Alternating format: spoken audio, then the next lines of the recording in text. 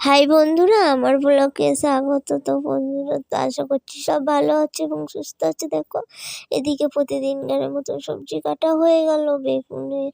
তো এইটা বোন মাছ ভাজতে শুরু করে দিচ্ছে, শাটিং মাছ। তো এই বেগুন কাটা হয়েছিল, আলু কাটা হয়েছিল বন্ধুরা। তো এটা দিয়ে হবে। নিড়ে মাছ এই যে রাখা আছে, তো এই উচ্ছে আমি দিলাম ওকে রেডি করে, ওই কেটেছিল।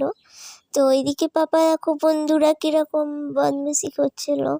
তো দিদিমণির কাছ থেকে এনে দই এনে খাচ্ছে। দেখো, ওটা পরে খাওয়াতে বলা হয়েছিল, ঠান্ডা ঠান্ডাই খেয়ে নিচ্ছিল। তো কি বলবো, ঠান্ডার সময় তো তার জন্য বোন খুবই রেগে যাচ্ছে। এদিকে বোনকে দেখো আমি সেই মিশ্রণটি লাগিয়ে দিচ্ছিলাম বন্ধুরা তাড়াতাড়ি করে।